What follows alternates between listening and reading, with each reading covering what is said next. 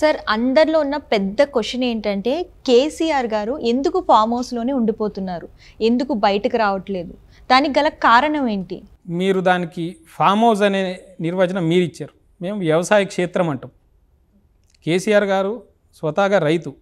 ఒక రైతు ఎప్పుడైనా సరే ఎంత సమయం వీలైతే అంత సమయం తన పొలం దగ్గరనే గడపడానికి ఎవరైనా సరే ప్రిఫర్ చేస్తారు రైతులు. సరే, ఆయనకి ఏంటంటే ప్రకృతి నడుము ఉంటుంది, కొద్దిగా ప్రశాంతంగా ఉంటుంది, రణగణ దూరం ఉంటుంది అనేది ఒకటైతే, మీరు అడుగుతున్న దానికి కేసీఆర్ గారు ఎప్పుడు కూడా వ్యూహాత్మక మౌనం అనేది ఒకటి పాటిస్తారు. అంటే ఇవాళ రేపు ఉన్నోళ్ళకి తెలియకపోవచ్చు, కానీ గతంలో తెలంగాణ ఉద్యమ సమయంలో కూడా అవసరమైన రోజుల్లో ఆయన పరిస్థితులను అన్నీ గమనిస్తూ ఉంటారు.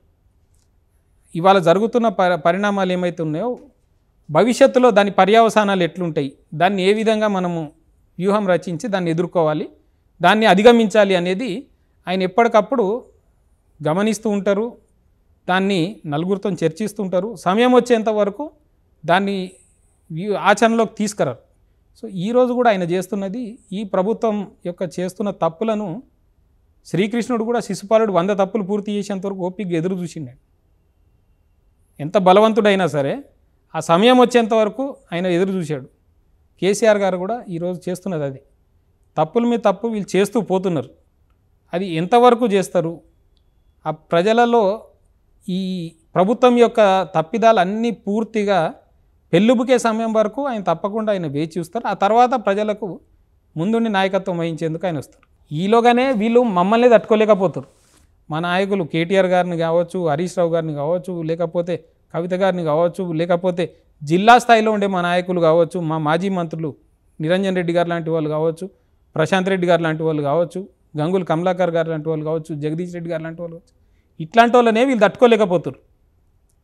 ఎంత తీవ్రమైన వీళ్ళు నిరాశ నిస్పృహలకు వచ్చారంటే, కనీసము సంక్షేమ హాస్టళ్ళు ఉన్నాయండి, పిల్లలు ఈ విధంగా విషాహారం బారిన పడి చనిపోతున్నారు, ఆసుపత్రులు పాలవుతున్నారు.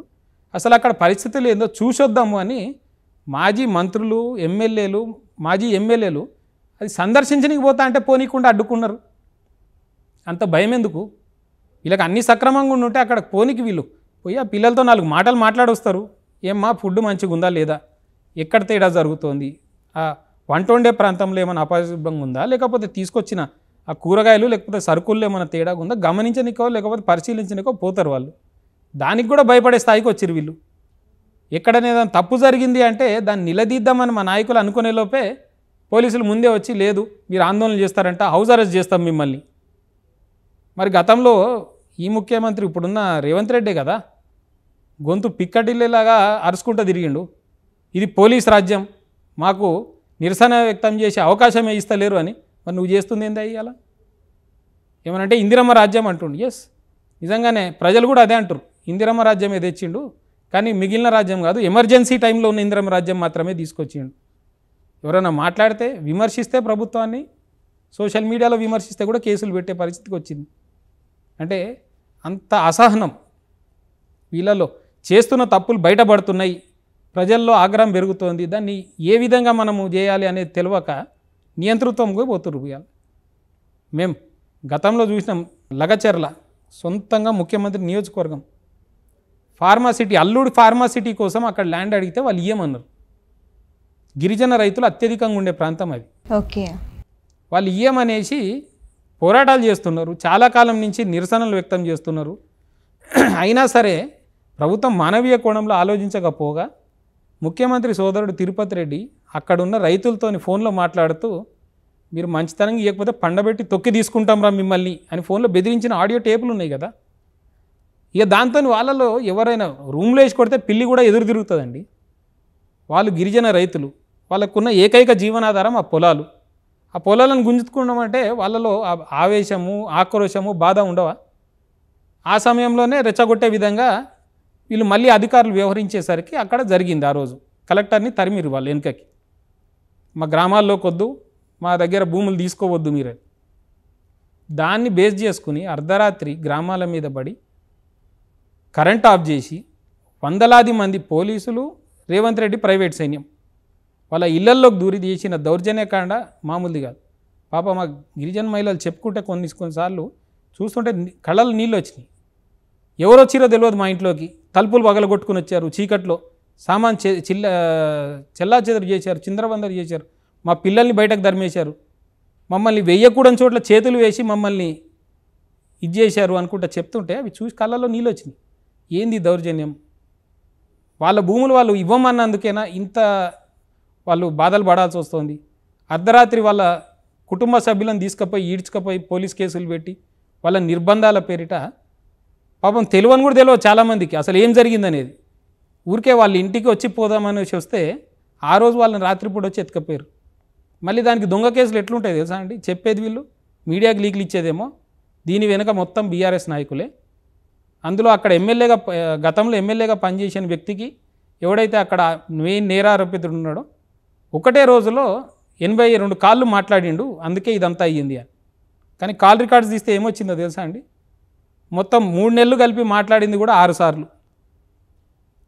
వీళ్ళు చెప్పేదేమో వర్షన్, ఒకటే రాత్రి 82 సార్లు మాట్లాడిండు అని.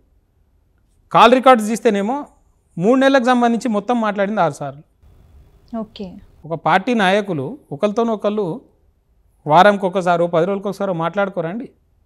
దాన్ని కూడా తప్పుగా చూపించి ఆయన మా మాజీ ఎమ్మెల్యే పట్నం నరేందర్ రెడ్డి గారిని దగ్గర నెల రోజుల పైన జైల్లో పెట్టారు. సరే, ఇవన్నీ మేము ప్రజాక్షేత్రంలో ఎదుర్కొన్నాము, బయటకు వచ్చినాము. ఈరోజు ఆ పోరాటాల ఫలితం ఢిల్లీకి బాకింది. ఆ మహిళలు జాతీయ ఎస్టీ కమిషన్కి వెళ్ళారు, జాతీయ హ్యూమన్ రైట్స్ కమిషన్కి వెళ్ళారు, జాతీయ మహిళా కమిషన్కి వెళ్ళారు. ఇట్లా 3 చోట్లకి వెళ్తే కానీ ఆఖరికి వాళ్ళ పోరాటం ఫలించి ఈరోజు ఫార్మాసిటీ కోసం ల్యాండ్లు ఎక్వైరీ చేయము, ఇంకోటి ఏదో ఇండస్ట్రీస్ పెట్టే ప్రయత్నం చేస్తాము అనుకుంటా ఆగింది ప్రస్తుతానికి. కాబట్టి ఇంత దౌర్జన్యకాండ, ఇంత దమనకాండ ఇవన్నీ చేసుకుంటూ పోతురు. ఇవన్నీ కూడా ప్రజలు గమనిస్తున్నారు. అందుకే ఇంత తీవ్రమైన వ్యతిరేకత వచ్చింది కొద్ది కాలంలోనే. కనీసం పోలీసులు లేకుండా వీళ్ళ మంత్రులు ఎమ్మెల్యేలు ఎవరు బయటకు వెళ్ళే పరిస్థితి కూడా లేదు ఈరోజు. నిజంగా ఛాలెంజ్ చేస్తున్నాం, వెళ్ళమనండి ఎవరినైనా ఒక్కరోజు. మన గ్రామ సభల్లోనే పోలీసులు సహకారంతో పారిపోయారు కదా. గతంలో వీళ్ళ ఎమ్మెల్సీ, ఒక యువ ఎమ్మెల్సీ గ్రూప్ 1 అభ్యర్థులు చేస్తున్న ధర్నా దానికి గాంధీలో వాళ్ళని బలవంతాన్ని పెడితే అక్కడికి పోతే వాళ్ళందరూ తిరగబడితే దొడ్డిదారిన వెనుకని పారిపోయే పరిస్థితికి వచ్చింది. కాబట్టి వీళ్ళకి గడిచిన సంవత్సర కాలంలోనే ఇంత వ్యతిరేకత మూట కట్టుకున్న ప్రభుత్వం ఒక్కటి కూడా లేదండి. మనం చూస్తే కొన్ని ఉదాహరణలు ఎంత దారుణంగా ఉంటాయంటే, ఖమ్మంలో మనం చూసినాం, మన వరదలు ఆకస్మిక వరదలు వచ్చేసి మొత్తం కొట్టుకపోయినాయి. ప్రజలు ఈ ఇంటిపైన ఎక్కి తలదాచుకుని మమ్మల్ని కాపాడండి అంటే వాళ్ళని కాపాడడానికి ఒక హెలికాప్టర్ తీసుకురాలేకపోయారు. మంత్రులు మాత్రం రోజు హైదరాబాద్ నుంచి నల్గొండ పోవాలంటే హెలికాప్టర్లు వాడుతారు. ఆఖరికి జేసీబీ డ్రైవర్ ప్రాణాలకు దిగించి వాళ్ళని ఇంటిపై నుంచి జేసీబీ ఆ బకెట్లో తీసుకుని వాళ్ళని క్షేమంగా తెచ్చిండు. అంటే మీ విలాసాలకి హైదరాబాద్ టు నల్గొండ ఎంత దూరం అండి? 100 కిలోమీటర్లు. 100 కిలోమీటర్లు ట్రావెలింగ్ చేయనీకేమో వీళ్ళు హెలికాప్టర్ వాడతారు.